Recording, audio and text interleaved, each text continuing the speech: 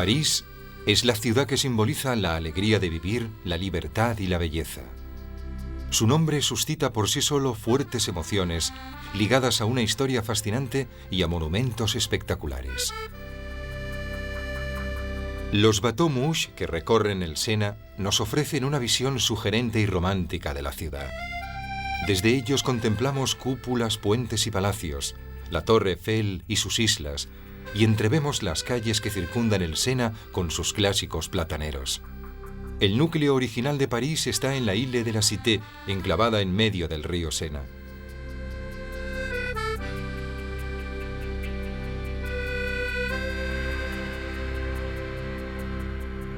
Fue en esta isla donde en los siglos XII y XIII se construyó Notre Dame y el viejo Palacio Real.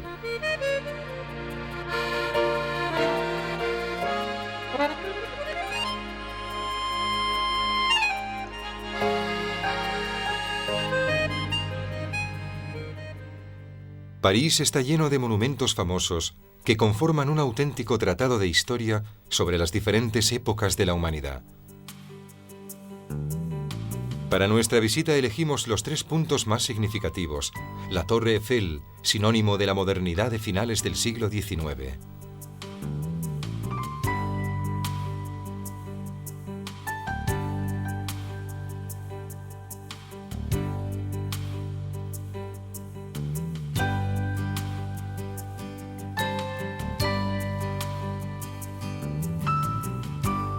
El Arco del Triunfo, testimonio de la grandeza napoleónica.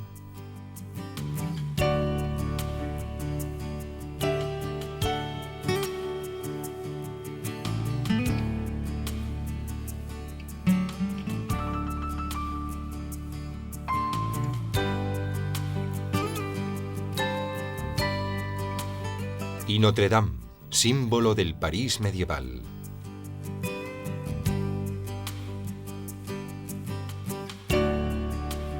Es precisamente en Notre Dame donde iniciamos nuestra visita a la ciudad. Esta iglesia es la catedral gótica más famosa del mundo. A pesar de sus dimensiones excepcionales, emana una sensación de gran ligereza gracias a su atrevida estructura y a sus amplias vidrieras.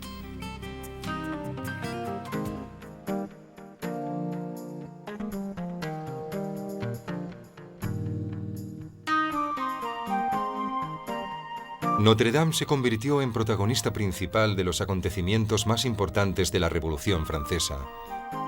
Durante la época del terror, una artista de la ópera, cubierta de velos, fue elevada a su trono como diosa de la razón. Y algunos años después, Napoleón la eligió como marco para su coronación imperial.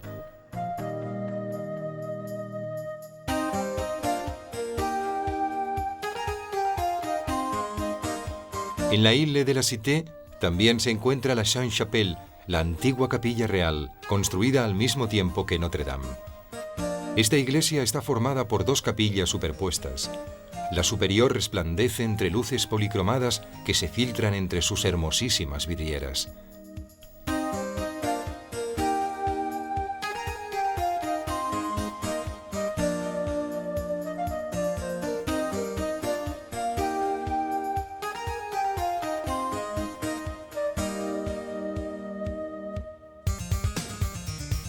En el siglo XIV se construyó una nueva y espléndida residencia real, esta vez en el margen derecho del Sena, donde ya se había construido una fortaleza llamada Louvre. La parte más antigua, que termina con una monumental columnata, se asoma a la Cour Carrée.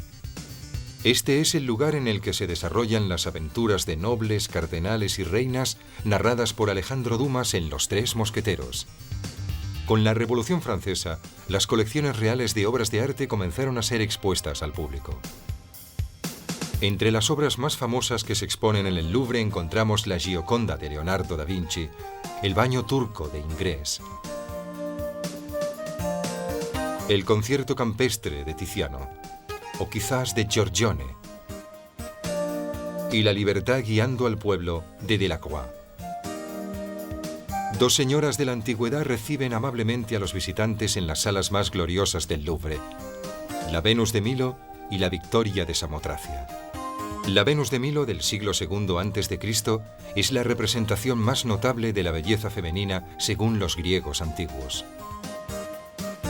La Victoria de Samotracia, dedicada a una victoria naval, es una de las obras más emblemáticas del arte helenístico. El Louvre se completó en el siglo XIX con la larga ala que corre paralela al Sena. En 1989, en la Cour Napoleón, se instaló la pirámide del arquitecto americano de origen chino Yeo Ming Pei. Entre las dos alas del Louvre se encuentra el Arco del Carrusel, imitación del Arco de Septimio Severo de Roma, construido durante el período napoleónico para celebrar la victoria del emperador. Alrededor de estos jardines se encontraba el Palacio de las Tullerías, un encargo realizado en el siglo XVI por Caterina de Medici y que fue destruido por un incendio en 1871. En el Louvre comienza el largo paseo que alcanza el Arco del Triunfo después de cruzar la Plaza de la Concordia.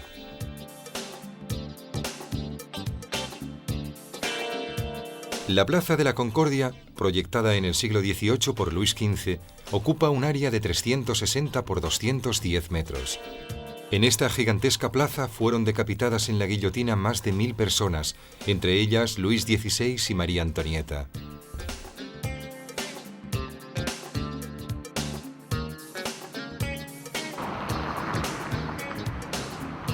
Hoy en día, la majestuosidad de la Plaza de la Concordia apenas se ve interrumpida por el tráfico, y el amplio espacio que ocupa conforma un perfecto escenario urbano. La plaza ofrece una espléndida vista de la iglesia de la Madeleine, que surge al fondo enclavada en un eje formado por dos grandes fuentes y un obelisco egipcio. Al lado de la Madeleine se encuentran los escaparates de Fauchon, auténtico paraíso para los amantes de la buena comida y el buen gusto.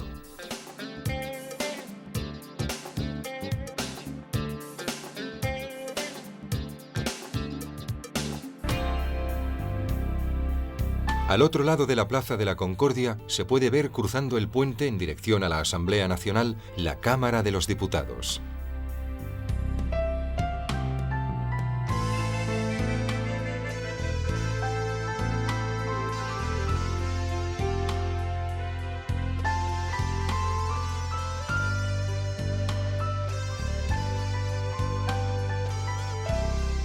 Pasada la Plaza de la Concordia, entramos en los Campos Elíseos.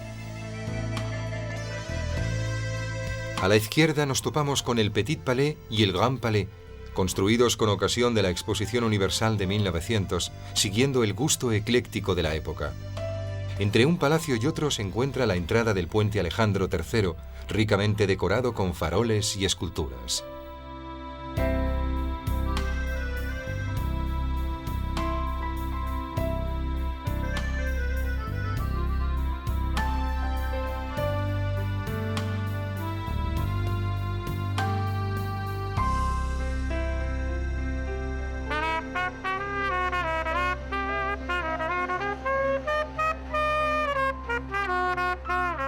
En el rond-point de los Campos Elíseos comienza la Avenida Montaigne, donde se encuentran las boutiques de los modistos franceses e internacionales más prestigiosos del mundo.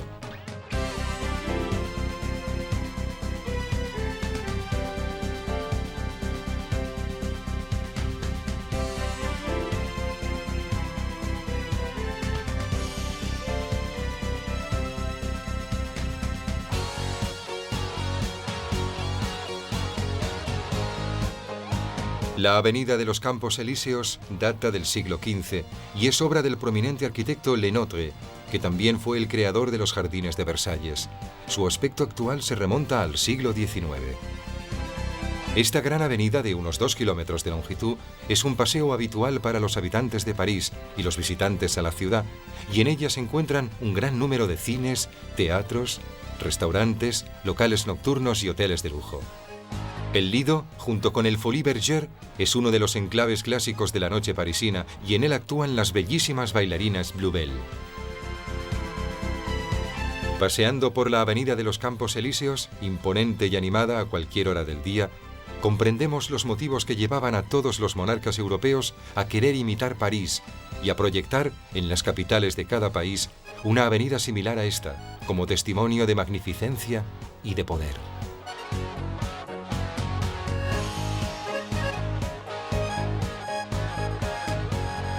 El Arco del Triunfo, situado en el centro de la Plaza de l'Étoile, cierra escenográficamente la Avenida de los Campos Elíseos.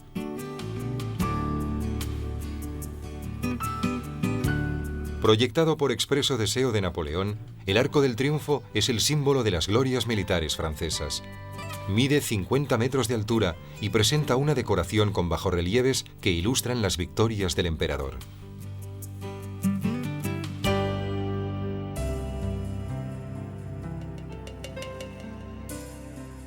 Tanto en el estilo como en su propósito conmemorativo, recuerda a los grandes arcos imperiales romanos.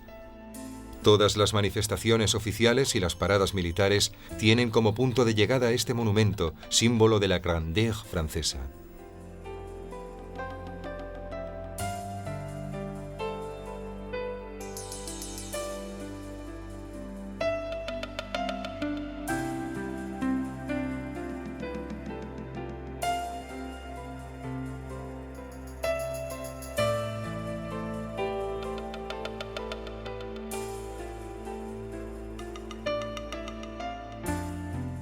Desde la Plaza de l'Étoile surgen en sentido radial 12 largas avenidas.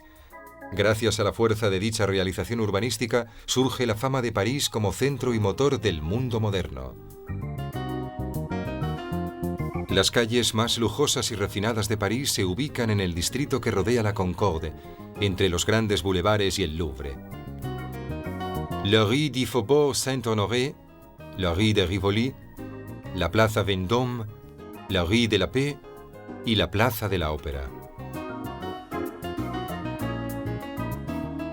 La suntuosa Plaza Vendôme fue un proyecto, como tantas otras calles y plazas de París, de Luis XIV, como expresión del esplendor de su reinado.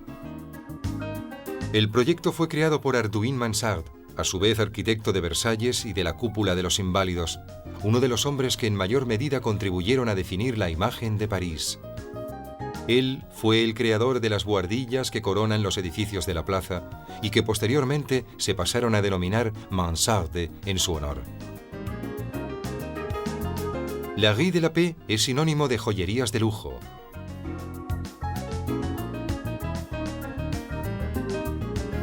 Mientras que la ópera es el mejor símbolo del arte del melodrama. Este edificio fue diseñado por Charles Garnier en el estilo triunfal que caracterizaba la Belle Époque de finales del siglo XIX. Hoy día, tras la inauguración de la nueva ópera de la Bastilla, el edificio acoge sobre todo conciertos y espectáculos de ballet clásico.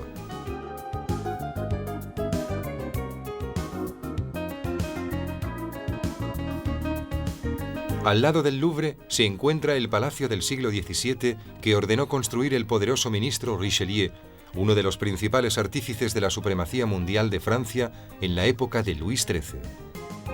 Tras su muerte, el palacio fue heredado por el rey y adoptó el nombre de Palais Royal. Alrededor de su jardín se fueron construyendo unos soportales en los que hoy en día podemos encontrar un gran número de tiendas, cafés, restaurantes e incluso burdeles o casinos. Durante la Revolución y en el periodo del Imperio, el Palais Royal, con sus pintorescos locales, fue el principal lugar de encuentro de la sociedad revolucionaria y de las nuevas clases sociales emergentes. Desde lo alto de la Tour Montparnasse se ven claramente las zonas verdes de los bulevares. Estas avenidas, construidas sobre las antiguas fortificaciones, especialmente durante la segunda mitad del siglo XIX por el barón Haussmann, son el elemento más representativo de la ciudad.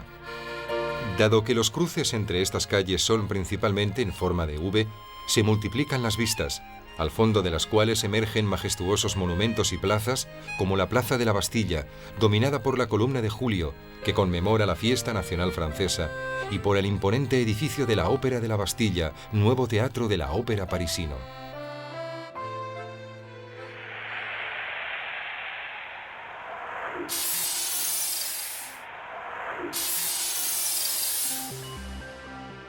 La red del metro de París tiene más de 200 kilómetros y es muy fácil de usar gracias a la ayuda que proporcionan los paneles eléctricos. Desde la Bastilla tomamos la dirección de Fans hasta Concorde, donde cambiamos para tomar la línea Port de la Chapelle hasta Besses.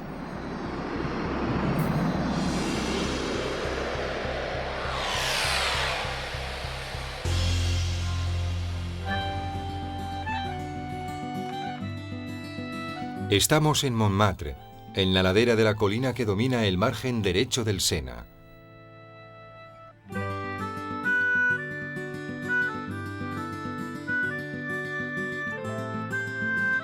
Las cúpulas de la iglesia del Sacré-Cœur dominan el barrio que hicieron famoso grandes artistas como Manet, Van Gogh, Utrillo, Toulouse-Lautrec o Picasso.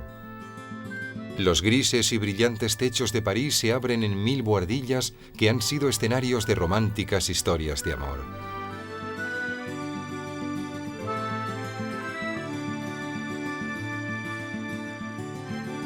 La Place du Tertre, a los pies del Sacré-Cœur, conserva una atmósfera fascinante de pequeño pueblo del siglo XIX y nos transporta a los bulliciosos años de la bohème artística. En este canallesco ambiente nos resulta muy difícil imaginar que Montmartre fuera, hace solo poco más de un siglo, un espacio ocupado por grandes viñedos y por las bodegas de los viticultores. En este lugar también finalizó la sanguinaria Comuna de París, que siguió a la insurrección obrera de 1871.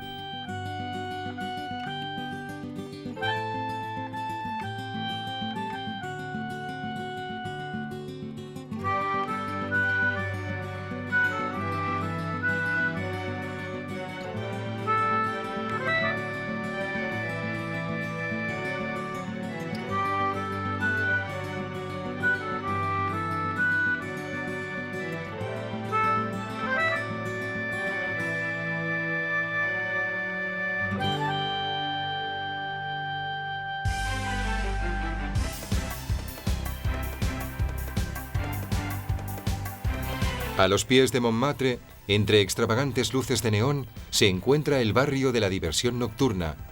Cabarets, locales de striptease, shake shops y cines para adultos.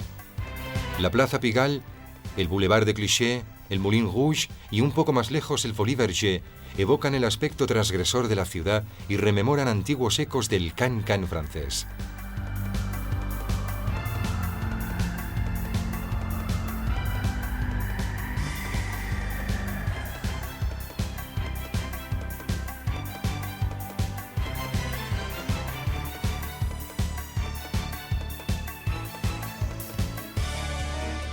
En este lugar, hasta hace 20 años, estaban Les Halles, el mercado alimenticio de la ciudad, el legendario vientre de París descrito en las novelas de Zola. Hoy, Les Halles se han trasladado a la periferia y en su lugar encontramos el Forum des Halles, un gigantesco centro comercial.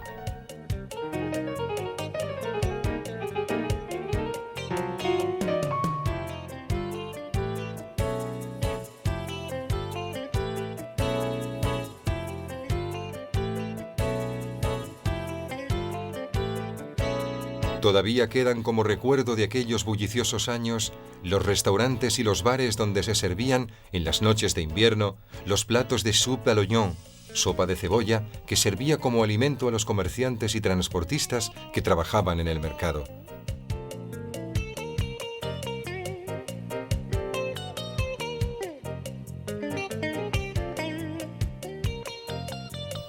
En el mismo barrio se encuentra el Centro Pompidou o Centro Beaubourg, el grandioso y futurista centro de arte y cultura proyectado por Renzo Piano y Richard Rogers en los años 70 y que ha relanzado de forma extraordinaria la imagen de París como capital de la modernidad europea. En las orillas del Sena, a la altura de Notre Dame, se abre la plaza del Hôtel de Ville, en la que se encuentra el decimonónico e hiperdecorado Ayuntamiento de París.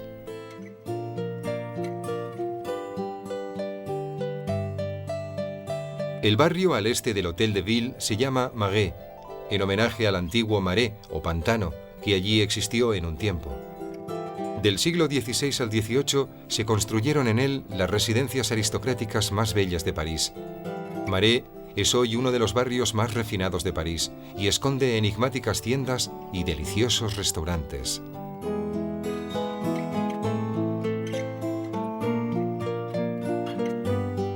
Una estatua de bronce de Luis XIV anuncia el patio del Hôtel Carnavalet, en cuya construcción trabajaron los mismos arquitectos del Louvre. Su decoración, sus esculturas, patios y fachadas son las obras más refinadas que ha producido la arquitectura renacentista en Francia. El palacio es hoy sede del Museo Histórico de París.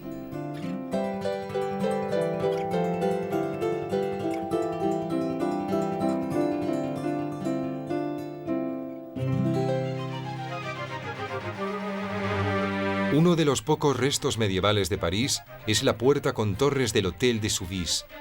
El auténtico palacio es del siglo XVIII y alberga una parte del Archivo Nacional. El resto del archivo se halla en el adyacente Hôtel de Rohan, otro sobrio palacio del siglo XVIII que se erige sobre un jardín de estilo francés.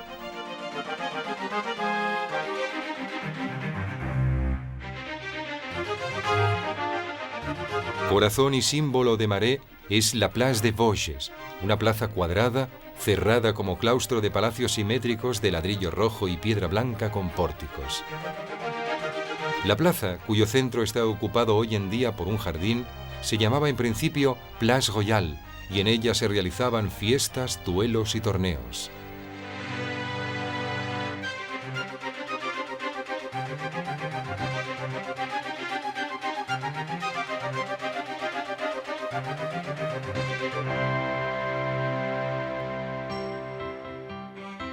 Dejamos atrás Marais y atravesamos el Sena muy cerca de Notre Dame.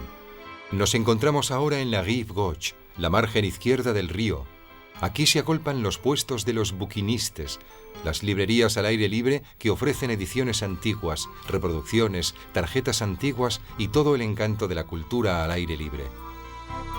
Justo enfrente de Notre Dame encontramos el Tour d'Argent, un famoso restaurante de París cuyo plato estrella es el canard à l'orange, pato a la naranja, servido con la elegante ritualidad de los tiempos pasados.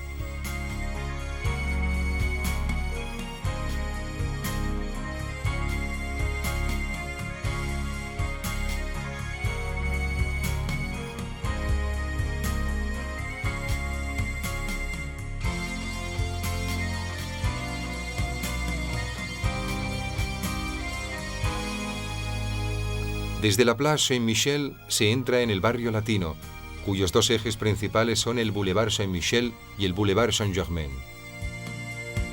Recorriendo el Boulevard Saint-Michel, se llega a algunos de los puntos neurálgicos del París histórico.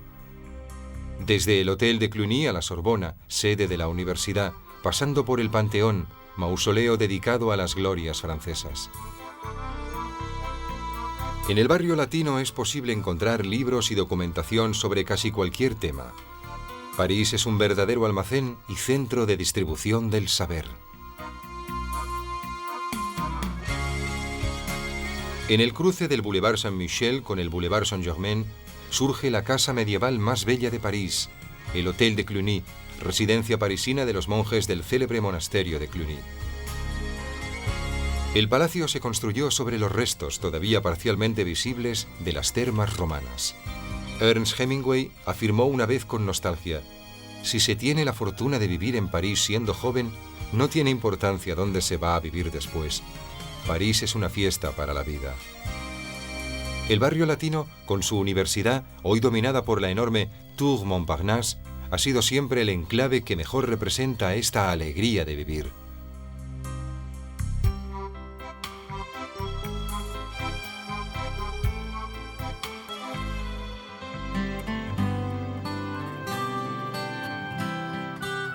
La cúpula que destaca en el panorama del barrio latino es la del Panteón, el templo en el que descansan los restos de los personajes más ilustres de la historia de Francia.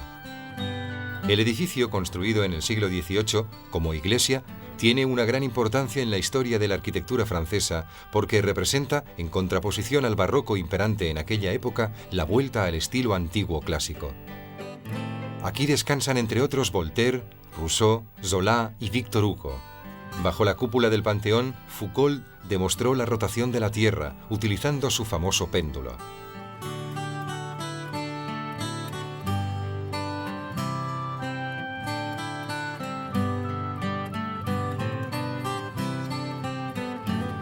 Desde el Panteón nos dirigimos hacia el Jardín del Luxembourg, situado en los márgenes del barrio latino. La gran mancha verde del parque, que contrasta con el gris compacto del barrio, toma su nombre de un elegante palacio renacentista, cuyas formas recuerdan al Palacio Pitti de Florencia.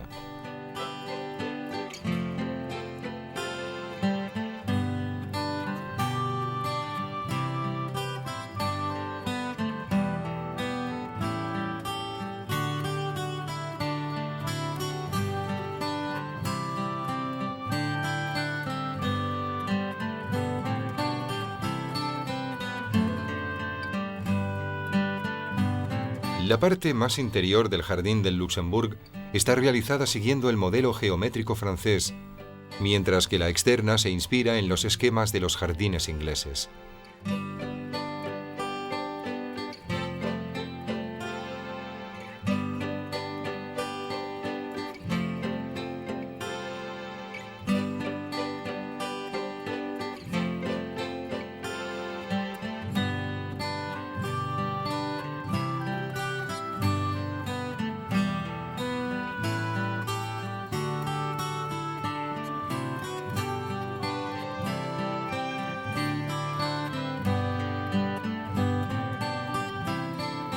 Pasando el Boulevard Saint-Germain, eje principal de la margen izquierda, se encuentra la plaza de Saint-Germain-des-Prés.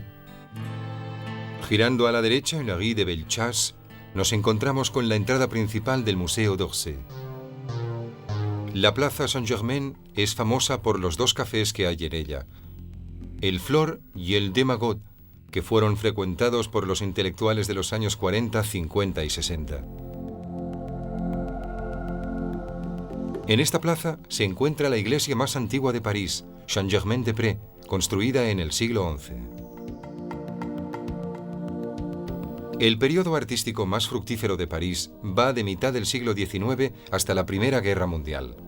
La corriente pictórica más famosa de aquella época es el impresionismo, con el que nace lo que hoy conocemos como arte moderno. París ha dedicado a los impresionistas un enorme museo. Es el segundo museo de la ciudad, solo superado por el Louvre en amplitud y majestuosidad, y se encuentra en la Gare d'Orsay, decimonónica estación de tren en desuso desde hace mucho tiempo. La tarea de transformar este viejo e ilustre edificio fue asignada a Guy Aulenti, quien conservó la estructura interna.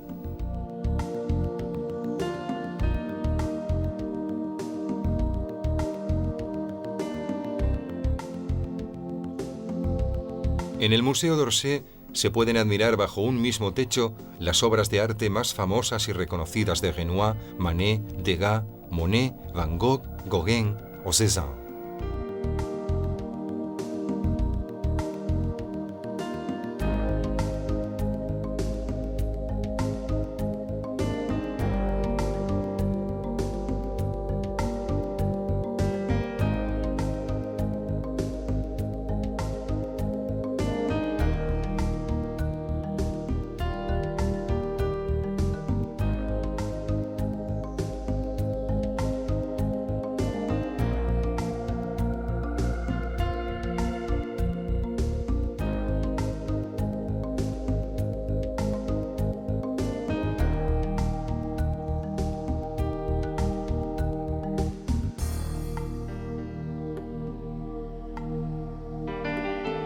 Casi un siglo antes de la construcción del Panteón, el gran Hardouin Mansart levantaba la arriesgada cúpula que domina el Hôtel des Invalides.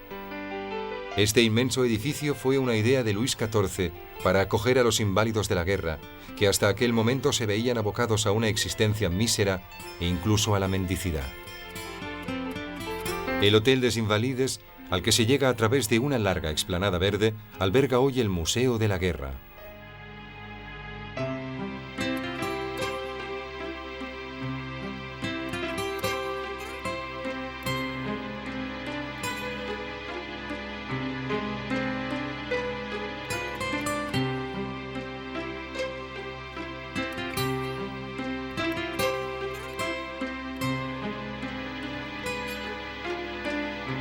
Sin embargo, Les Invalides se conoce sobre todo por ser el lugar donde descansan los restos de Napoleón.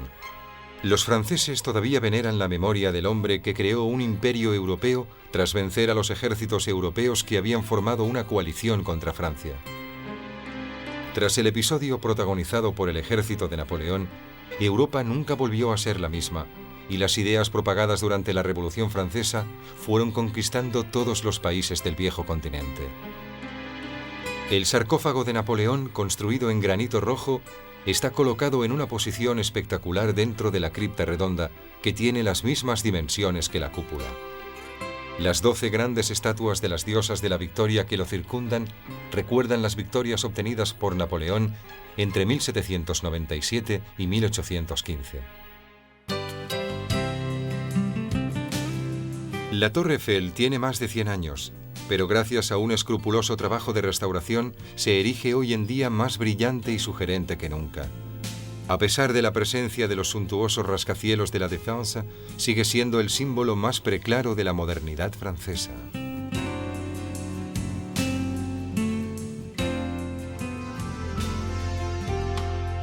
En el momento de su construcción, con ocasión de la Exposición Universal de 1889, causó gran escándalo y controversia por su arriesgada estética. A pesar de las catastróficas previsiones sobre la duración del edificio, construido enteramente en acero por el ingeniero Gustave Eiffel, la torre sigue todavía en pie, demostrando su solidez y con el paso de los años se ha convertido en el símbolo de la ciudad.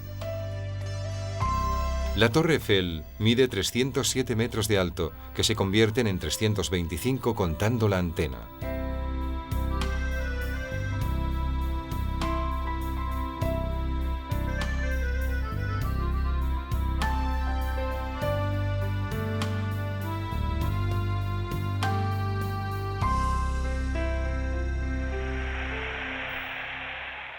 Desde la Torre Eiffel nos dirigimos a la cercana estación de metro de Bir Hakeim, tomando la dirección Étoile. Aquí cambiamos para tomar la línea rápida RER que nos lleva a Défense Grand Arche.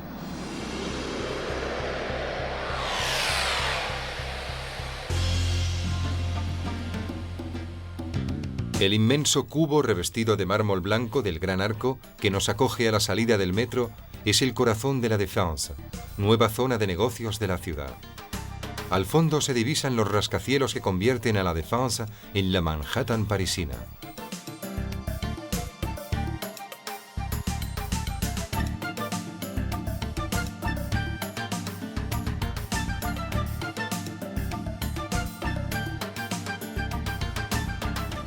Recorriendo la amplia explanada peatonal de esta zona, se puede observar la enorme dimensión del París del siglo XXI, pensada para competir con las grandes urbes del otro lado del Atlántico.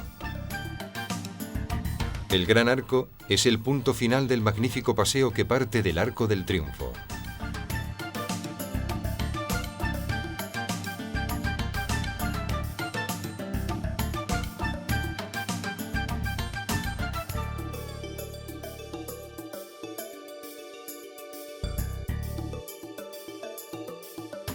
En la periferia norte, cerca de la Porte de Clignancourt, se encuentra el popular Mercado de las Pulgas.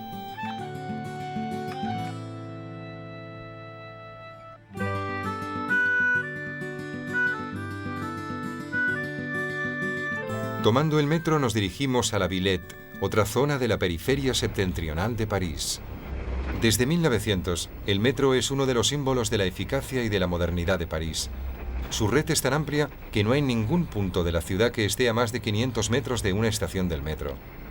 Sus antiguas estaciones están decoradas con bellos doseles y escaleras realizadas en estilo Art Nouveau.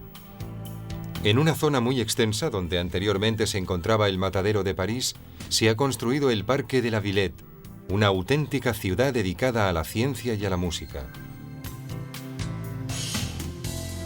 En ella se encuentra el Museo de la Ciencia y la Industria, la gran esfera de la Géote y la Cité de la Musique.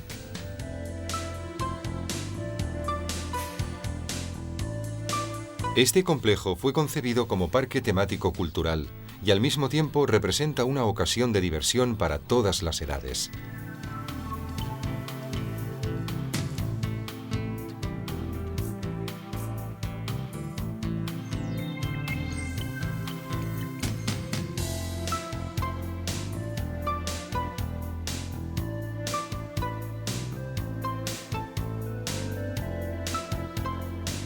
A unos 50 kilómetros, en el bosque de Fontainebleau, se halla uno de los castillos más bellos de Francia.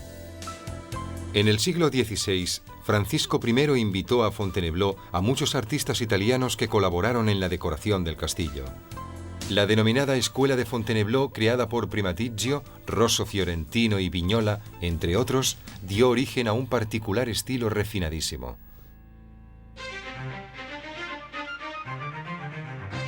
A unos 20 kilómetros de París se encuentra el Palacio de Versalles, con el cual Luis XIV quiso celebrar el triunfo de la monarquía absoluta, obligando a los cortesanos y a los nobles a vivir permanentemente en su palacio en una posición de subordinación. El coste fue desorbitado para las arcas del país, pero de este modo el rey eliminó el peligro de posibles revueltas por parte de ciertos aristócratas rebeldes. París, con la corte de Versalles, fue más que nunca el centro único del país y el lugar en el que toda Francia desde aquel momento debía verse reflejada. La arquitectura es obra de Louis Le Vau y Hardouin Mansart, mientras que el parque y las obras de arte son de André Lenotre. Su construcción se inició a mediados del siglo XVII y duró casi medio siglo. El modelo de Versalles fue imitado en toda Europa e inspiró especialmente la Potsdam de Federico de Prusia, el castillo de Schönbrunn en Viena y el Palacio Real de Caserta de los Borbones en Nápoles.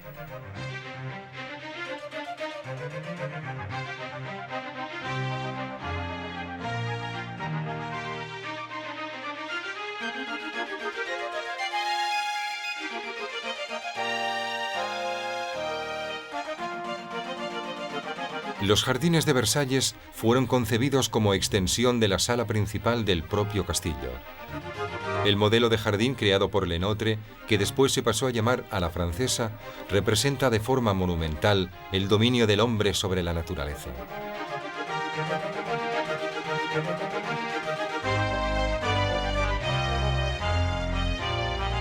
El Gran Trianon fue construido como refugio privado para Luis XIV y su favorita, que lo utilizaban para huir de la rígida etiqueta de la vida de la corte, creada e impuesta por el propio rey a sus dignatarios y cortesanos.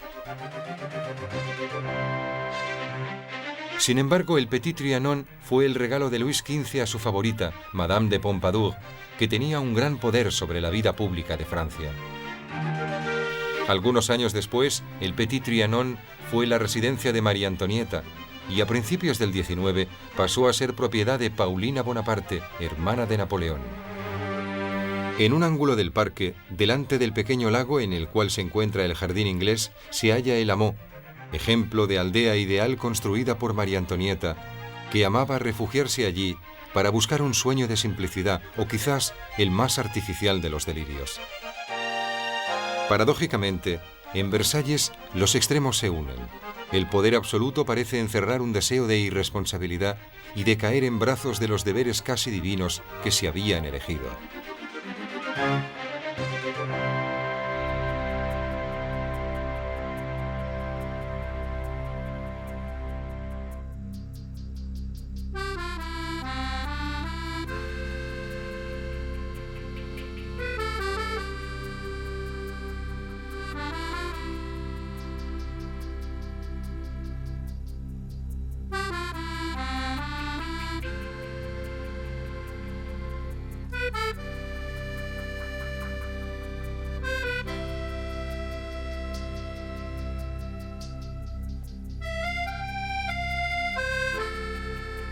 París tuvo que ser reconstruida varias veces en el transcurso de los siglos, pero nunca perdió su carácter unitario ni su monumentalidad urbanística. Iglesias medievales y palacios del siglo XVII, puentes y estaciones, edificios de hierro y vidrio bordean las aguas del Sena, envueltos por la magia de las luces nocturnas. París no es solo el archivo de la memoria secular, es también la ciudad de la vanguardia, la metrópolis del orden y de la intelectualidad, y al mismo tiempo, uno de los mejores lugares del mundo en el que cumplir los sueños.